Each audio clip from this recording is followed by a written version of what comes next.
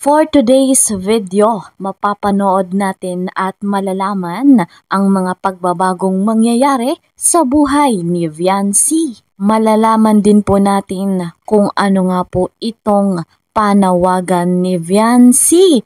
Dahil nga po dyan, ang EDSA mas lalong pinapatatag ng pagsubok. Bago nga po tayo dumako sa ating topic, special shoutout po muna sa solid EDSA supporters.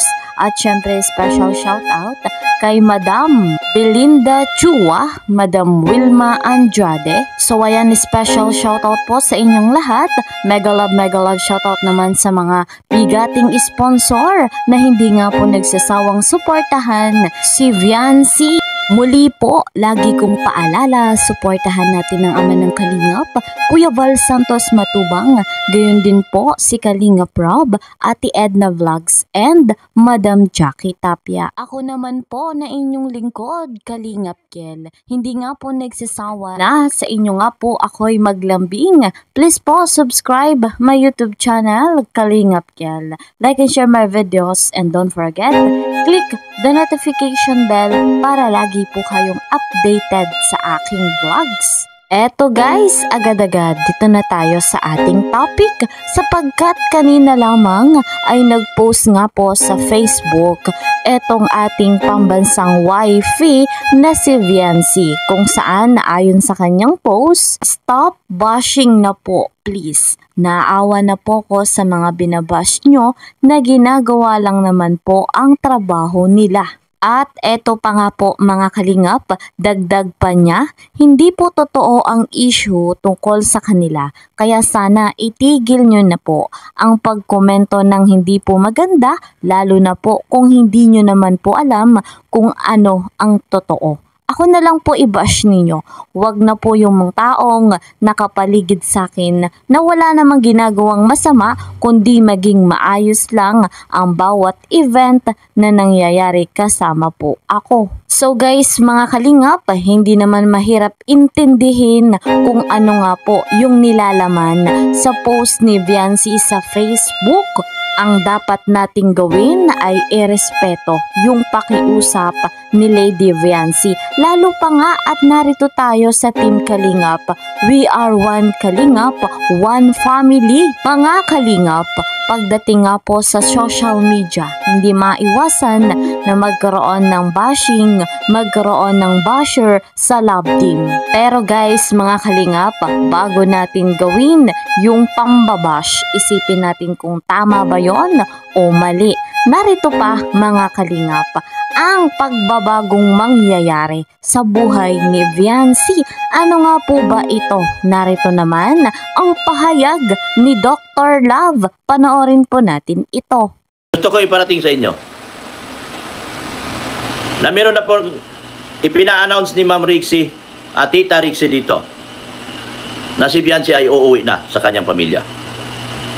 Ipina-announce po ni Tita Rixie si Viancy ay uuwi na sa kanyang pamilya at magkaroon siya ng sariling driver. At hindi ako nagpresenta.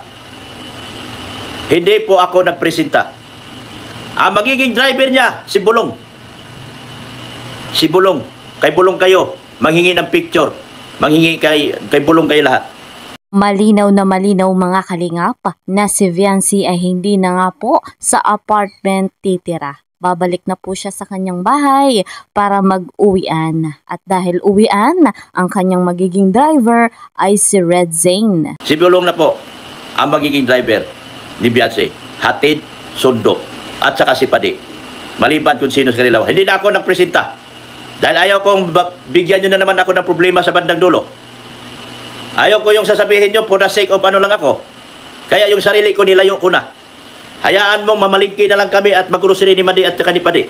Okay na sa akin yun. At si Bulong na. Kay Bulong kayo manghingi na picture kay Viancy kung gusto nyo. At least mapagawa yung bahay ni Bulong. Araw-araw kayo humingi ng picture ni Viancy kay Bulong. Para matapos to bahay ni Viancy. Bakit ko pinisinta si Bulong? Para si Viancy. Para matapos yung bahay ni Bulong. Dahil hanggang ngayon wala siyang pambagastos dyan sa bahay na. Oo, di ba? Wala na akong kinalaman, di ako nagpresenta.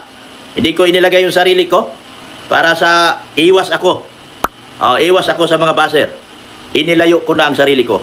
Tama na yung ako ang magiging service ni Padi at Madi.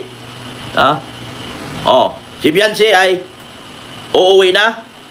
At yan po ang desisyon ni Tita Rixie. Yan po ang desisyon ni Tita Rixie.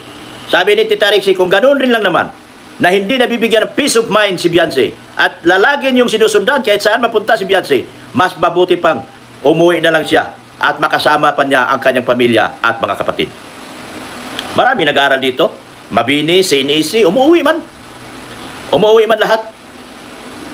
So ano na? I love you, Edsi, hanggang dulo. Yes, yun na po ang nagiging desisyon ni Tita Rixie. At si Bulong po, ang siyang magiging driver dyan. Hatid, sundo. At ako po ang nagsabi na si Bulong na lang. Wag na lang ako. Wag na lang ako. Dahil ilayo ko na ang sarili ko dyan. Mag-scout na lang ako. Di wala na akong kwento. Wala na ang ano. Ngayon, kung gusto niyo mahingi picture, kausapin niyo si Bulong. Kay Bulong kayo magpalapad ng papel. Tama ba? Tama ako, mali. Kapag sabihin yung mali, ay di mali niya ako. Salamat, Ma'am Rixie, sa pagmamahal mo kay Biancy. Yes, thank you. Pag alis ni Biancy sa bahay, naka-vlog. Pag uwi ni Biancy, naka-vlog. Hindi si Biancy pa-vlog ko, ha? Yung gulong ni Bulong, yung gulong ni Bulong ang iba-vlog ko. Ayan na, ang gulong ni Bulong, gumulong na, papunta na silang eskwela. Tapos, pagdating ni Bulong, ayan na, yung uso ng sasakyan ni Bulong, paparating na po ang ating prinsesa. Walang bilang kay Biancy yan, ha? Gulong at nguso lang kanina sa sasakyan. Yun po. Kasi, mamaya, kung ano na naman ang sasabihin nyo. Di ba? Tama ko, mali. Dahil sa pagmamahal ni Tita Rixie kay Biancy, ilalayo niya si Biancy sa mga wak-wak na nakabuntot kay Biancy. Hindi nyo na pwedeng lapitan pa si Biancy. Ang laki ng kamao ni Bulong. Kapag picture kayo, malayo pa lang, susuntukin kayo ni Bulong. Bahala na magkabulan kayo dyan. So ayun guys, mga kalingap, may pagbabago nga po sa buhay ni Viancy. At kung dating sa apartment siya umuwi pagkagaling sa school, ngayon nga po ay sa kanilang bahay na mismo. Hatid sundo na nga po siya ni Red Zane. So guys, mga kalingap, talagang napakaraming pagsubok ang dumarating ngayon sa love team na EDSI. Bagamat ganyan ang pangyayari, kapansin-pansin naman po sa kanila na sila'y nagiging matatag sa lahat ng uri ng pagsubok. Hindi nga po papatinag. Kaya naman mahal na mahal natin ang EDSI, si Viancy at si Kalingap Edu. Lalo na at maganda yung kanilang layunin sa mundong ito. Ang patuloy na maghatid sa atin ng saya, good vibes at kilig. So guys, hanggang dito na lamang po muna ang ating update. See you po sa next video. Bye-bye!